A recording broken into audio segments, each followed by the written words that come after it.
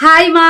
Hi அம்மா, இந்த கால பைரவ ஜெயந்தி வருது அப்படின்னு சொன்னாங்களே, அதை பத்தி சொல்லுங்கம்மா. பைரவாஷ்டமி. ஆமாம்மா, பைரவாஷ்டமி ஒரு நாள் வரும். இப்போ 12ஆம் தேதி 12/11/2025 இப்போ வருது. புதன்கிழமை அன்னைக்கு பைரவாஷ்டமி. பைரவாஷ்டமினாலே பயத்தை போக்குறவர் தான் பைரவர். இந்த சில முதல் வந்து தேய்பிரை அஷ்டமி, வளர்பிறை அஷ்டமி ரெண்டுமே விசேஷம். அந்த தேய்பிரையில தான் நிறைய பேர் கும்பிடுவாங்க. ஆனால் வளர்பிறையிலேயும் விசேஷம் இருக்கு, அது சில பேருக்கு தெரியாது.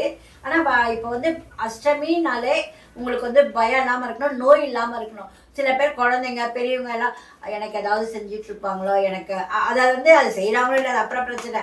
எனக்கு செஞ்சிட்டு இருப்பாங்க, எனக்கு இந்த மாதிரி ஆகுது, நான் எங்கே போனால் சக்ஸஸ் ஆகலை, அப்படி இப்படின்னு பல இது இருக்கும் வீட்டில் பிரச்சனை. அதை உடனே இது மாதிரி பண்ணுவாங்க. அப்படிப்பட்டவங்க இந்த பைரவரை கும்பிடுங்க. யார் என்ன நமக்கு பண்ணாலும் சரி, இந்த பைரவாஷ்டமியை பயன்படுத்திக்கோங்க. நீங்கள் பைரவருக்கு போங்க, பைரவருக்கு உங்களால் முடிஞ்ச அர்ச்சனை பண்ணுங்க, செவ்வாழை பூ போடுங்க. அதே மாதிரி செவ்வாழை அவருக்கு ரொம்ப பிடிக்கும். அந்த செவ்வாழை வெத்தலை பார்க்க வச்சு தேங்காய் அர்ச்சனை பண்ணுங்க. வாழைப்பழம் வாங்குறது செவ்வாழை பழமாக வாங்கிட்டு போங்க, செவ்வாழை வாங்கி போய் போடுங்க. அதே மாதிரி வீட்டில் ஏதாவது பிரசாதம் செஞ்சு, தயிர் சாதம் தான் அவருக்கு ரொம்ப பிடிக்கும். மிளகு வடை கூட பிடிக்கும். மிளகு வடை, தயிர் சாதம், அதை உங்களால் முடிஞ்சால் செஞ்சு எடுத்துகிட்டு போய் அங்கே விநியோகம் பண்ணுங்க. எல்லாருக்கும் அது விசேஷம். நீங்கள் என்ன வேண்டிக்கிறீங்களோ அன்னைக்கு உங்கள் வீட்டில் குழந்தைக்கு உடம்பு சரியில்லையா, குழந்தை பயம் அப்படிலாம் இருந்ததுன்னா அவர் நிவர்த்தி பண்ணுவார். எப்பவுமே அஷ்டமிக்கு நீங்கள் கோயிலுக்கு போகலாம். சரி, எனக்கெல்லாம் டைம் இல்லை, நான் ஆஃபீஸ் போகிறேன், நான் வேலைக்கு போகிறேன், அது மாதிரி முடியல அப்படின்றவன் இந்த பைரவாஷ்டமி வருஷத்துக்கு ஒரு நாள் வரும். இது வந்து பைரவரோட பிறந்த நாள்னு சொல்லுவாங்க. அதனால இந்த பைரவாஷ்டமி ரொம்ப விசேஷம். முடிஞ்சவங்க காலையில் போங்க, முடியாதவங்க சாயந்தரம் கூட போய் அர்ச்சனை பண்ணலாம். உங்களால் அர்ச்சனை பண்ண முடியலன்னா கூட தேங்காய் எண்ணெயில் விளக்கேற்றுங்க. இவருக்கு ரொம்ப விசேஷம். அதை நீங்க சாயந்தரம் தேங்காயில விளக்கேற்றணுமா? தேங்காய் எண்ணெய் இல்லையா? தேங்காயில தானே. தேங்காய் எண்ணெய் ஊற்றி விளக்கேற்றலாம். இல்ல ரெண்டு புதுசா அகல் வாங்கி போய் தேங்காய் எண்ணெய் ஊற்றியும் உங்களுக்கு விளக்கேற்றலாம். பைரவருக்கு ரொம்ப பிடிச்சது. அதனால நீங்க பைரவாஷ்டமி, இந்த புதன்கிழமை பைரவாஷ்டமி அன்னைக்கு உங்களால் கோயிலுக்கு போய் கண்டிப்பாக எப்படியாவது முயற்சி எடுத்து கோயிலுக்கு போங்க. கோயிலுக்கு போய் அந்த அர்ச்சனை அபிஷேகத்தை சில கோயிலில் வந்து மத்தியானத்தில் பண்ணுவாங்க, சில கோயிலில் சாயந்தரம் 6 மணிக்கு மேலே பண்ணுவாங்க. உங்களுக்கு எப்படி நேரம் கிடைக்குதோ அந்த போய் அர்ச்சனை அபிஷேகத்தை பார்த்து உங்கள் பேருக்கு ஒரு அர்ச்சனை பண்ணுங்க. அப்படியே முடியல ஒரு விளக்கேற்றிட்டு நீங்கள் வேண்டிட்டு வாங்க. இந்த மாதிரி என்னுடைய பயம்லாம் போகணும், என் குழந்தைலாம் நல்லா படிக்கணும், நோய் நொடி, இப்போ குழந்தைங்களாம் நோயின்றாங்க, குழந்தைங்களாம் நோய் இல்லாமல் இருக்கணும் அப்படின்னு வேண்டிட்டு வாங்க. விசேஷமானது இது. ஆமாமா, தீய சக்தியெல்லாம் அழிக்கிறது, நம்மளோட எதிரிகளை வெல்றதுக்கு. அன்னைக்கு வீட்டுல நீங்க தெருவுல நாய்ங்கெல்லாம் நிறைய இருக்கும். கண்டிப்பா அது பைரவரா நினைச்சு உங்க வீட்டுல என்ன இருக்கோ, ஒரு பிஸ்கெட்டோ போற இல்ல ஒரு பிடி சாதம் ஏதாவது ஒரு நாய்க்கு வைங்க. அது ரொம்ப விசேஷமானது. அதை செய்யுங்க. முக்கியமா நாய் அடிக்க கூடாது. நாயெல்லாம் அடிக்க கூடாது. நிறைய பேர் அடிக்க மாட்டாங்க, பைரவரை கும்பிடுறவங்களும் அடிக்க மாட்டாங்க. உங்களுக்கு பிடிச்ச ஒரு கைப்பிடி சாதம் வைங்க நாய்க்கு. இதுல கூட ஏத்துவாங்களாமா? பூசணிக்கால சில பேர் விளக்கேத்துவாங்க. அது சில பேருக்கு அப்படியே நம்பிக்கை. பாவக்கால விளக்கேத்துவாங்க. பாவக்காலியா? ஆமா, பாவக்காய் 2ஆ கட் பண்ணிட்டு உள்ள இருக்க விதையை எடுத்துட்டு அதுல விளக்கேத்துறாங்க. பூசணிக்கால விளக்கேத்துறாங்க, தேங்காயில விளக்கேத்துறாங்க. நான் இதெல்லாம் எதுவும் ஏத்தினதே கிடையாது. வெறும் அகல்ல தேங்காய் எண்ணெய் ஊத்தி விளக்கேத்துவேன், அவ்வளவுதான் நான் செய்வேன். இதெல்லாம் நான் செஞ்சது அப்படி இல்லம்மா. சில பேர் வந்து இந்த நீதிமன்றம், அதாவது கோர்ட்டு கேஸ்ன்னு இருக்காங்க பாத்தீங்களா, அவங்களுக்குலாம் இந்த மாதிரிலாம் பரிகாரம் சொல்றாங்க. அதனால அந்த மாதிரி எல்லாம் தீபம் ஏத்துறாங்க. முக்கியமா அதான் அந்த நீதிமன்ற வழக்குல வெற்றி பெறணும் அப்படிங்கிறதுக்காக அந்த மாதிரி நிறைய பேர் பண்றாங்க. முக்கியமா நிறைய பேர் என்ன நம்புறாங்கன்னா, இந்த செய்வினை கோளாற ரொம்பவே அதிகமா நம்புறாங்க. கடவுளை நம்புறவங்கள எந்த செய்வினையும் ஒண்ணுமே பண்ணாது. நம்ம என்ன நினைக்கிறோம், இதை மாதிரி நம்ம இப்படி பண்ணிட்டாங்க அப்படி பண்ணிட்டாங்க, எது பண்ணாலும் சரி நம்ம கடவுள்கிட்ட போய் சொல்லிடணும். இந்த மாதிரி எனக்கு இப்படின்னா அவர் பார்த்துப்பாரு. நம்ம இதையே நினைச்சு சில பேர் நோயா ஆயிடுறாங்க. மனக்கவலை நிச்சயம் மனநோயா ஆயிடுது. கடைசியில அதுவே ஒரு நோயா வச்சிரும். அதனால அதெல்லாம் எதுவா இருந்தாலும் தூக்கி போடுங்க. பைரவர்கிட்ட போயிட்டீங்களா உங்களுக்கு எல்லாமே சரியாயிடும். நமக்கு டெய்லி நம்ம குலதெய்வம் வேற இருக்கு இல்லையா, நம்ம குலதெய்வத்தை அதை டெய்லி நீங்கள் அவங்களுக்கு ஒரு குலதெய்வம் இருக்கும், அதை நினச்சிட்டு அதுக்கப்புறம் இந்த மாதிரி சாமிங்களை கும்பிடுங்க. எதுவுமே நடக்காது. நான்லாம் எவ்வளோ கஷ்டம் இருந்தாலும் நான் கடவுளை கும்பிட்டு தான் இந்த அளவுக்கு மனசு நிம்மதியே இருக்குது. அதனால கவலையை பற்றியே நினச்சிட்டு இருக்காங்க. எப்பவுமே சந்தோஷமா இருங்க. கவலையை ஒரு பக்கம் தூக்கி போடுங்க. தூக்கி போட்டுட்டு எப்பவுமே சிரிச்ச முகமா சந்தோஷமா இருங்க.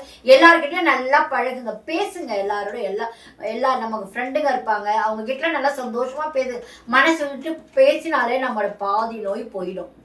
நமக்கு எவ்வளவு கவலை இருந்தாலும் நல்லது. அதே மாதிரி இயற்கையை ரசிங்க. மனசு சரியில்லை உடனே டிவி போட்டு உங்களுக்கு பிடிச்ச பாட்டு கேளுங்க. உங்களுக்கு பிடிச்ச குழந்தைங்க இருந்தால் குழந்தைங்க கிட்ட பேசுங்க.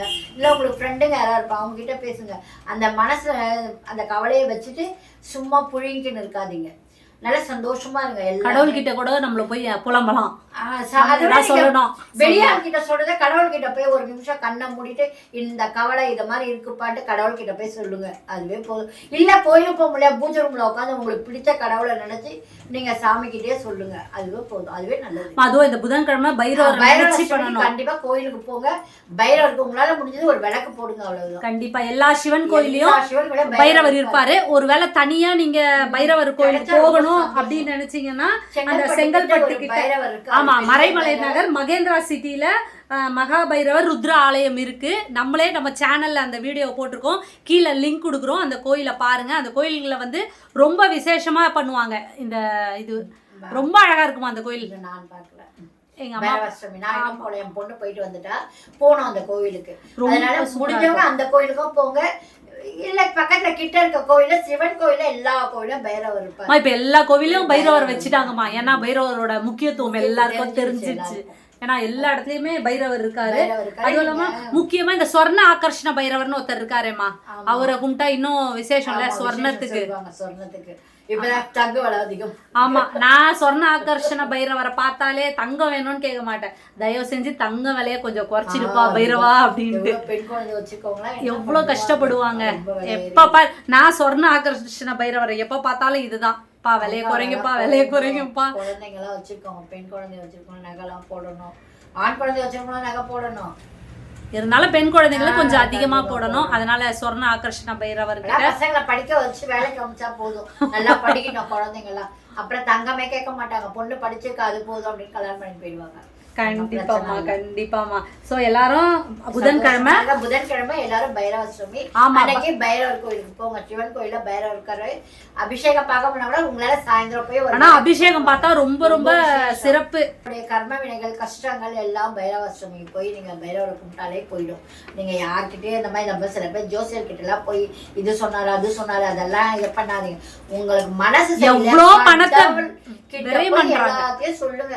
உங்க மனசுக்கு பிடிச்ச மாதிரி கடவுள் கிட்ட எந்த கடவுள் பிடிக்குதோ அவங்க உட்காந்து நல்லா வேண்டிக்கோங்க. நீங்க உங்களுக்கு ஏதாவது கஷ்டம்னா கோயிலுக்கு போங்க. கோவில போய் சுமங்கலிக்கு வெத்தலைப்பா கொடுங்க, வளைய வச்சு கொடுங்க. அது மாதிரிலாம் செய்யுங்க. அதெல்லாம் நல்லது. ஒரு 5 சுமங்கலிக்கு வெத்தலைப்பா கொடுத்தாலே அவ்வளோ விசேஷம். அது மாதிரிலாம் செய்யுங்க. அதை விட்டுட்டு ஜோசியருக்கு போறாங்க பரிகாரம் சொல்லிட்டு நல்லவரை பத்தி நம்ம நல்ல ஜோதிட பத்தி பேசல. நாங்க சில பேர் நிறைய பேர் ஏமாத்துறாங்க. அதனால அது தப்பா நினைக்காதீங்க. இருக்கிறதுதான் நான் சொல்றேன். அதனால தயவு செஞ்சு மனசுல இருக்கிறத கடவுள்கிட்ட போய் சொல்லுங்க. இல்ல பூஜை ரூம்ல உட்காந்து உங்களுக்கு பிடிச்ச கடவுள்கிட்டயே உட்காந்து வீட்லயே கூட நீங்க சாமி கிட்ட வேண்டிக்கோங்க. அவ்வளவுதான். சும்மா ஏமாத்துறாங்க. இப்ப நிறைய பேர் சஷ்டி முடிஞ்சிருச்சு. ஒருத்தர் அன்னைக்கு வீட்டுல வந்து சஷ்டிமா காசு கொடுமா அன்னதானத்துக்கு. நான் சொல்றேன் ஏன்பா சஷ்டி நேத்தோட முடிஞ்சு போச்சு, இன்னைக்கு இல்லம்மா சஷ்டி இன்னைக்கும் இருக்குது. அப்ப பாரு எப்படி நமக்கு ஒண்ணுமே தெரியல நம்ம ஏமாத்துவாங்க. இல்லப்பா நீ போயிட்டு வான்ற அன்னதானத்துக்கு கூட காசு கொடுக்க மாட்டியா, அப்புறம் காசு வச்சு என்ன பண்ண போறேன்னு கேக்குறோம். பாருங்க ஒருத்தன் வந்து இப்படி கேட்டு போறான். என்ன வயசானவன அறியாத பசங்க தான் என்ன கேட்பான்னு தெரியல. அப்படியே எப்படி ஏமாத்துறாங்க பாருங்க. இதுவும் முடிஞ்சிட்ட பிறகு இப்படி சொல்றான். சஷ்டி முடிஞ்சு சாமி கல்யாணமும் முடிஞ்சிருச்சு. மறுநாள் 2 நாள் கழிச்சு வந்து அவன் கேக்குறான் என்கிட்ட காசு கொடுமா அன்னதானத்துக்குன்னு. அந்த மாதிரிலாம் பண்றாங்க, ஏமாத்துறாங்க. இந்த நாளை நம்ம பயன்படுத்திக்கணுமா? 12/11/2025 அதாவது புதன்கிழமை பைரவாஷ்டமி. எல்லாரும் கோயிலுக்கு போங்க. உங்களோட எல்லா குறைகளுமே கடவுள்கிட்ட சொல்லுங்க. எல்லாமே பலிதமாயிடும். எல்லா பிரச்சனைகளும் தீர்ந்துடும். ஓகேவாம்மா? கரெக்டு தானம்மா?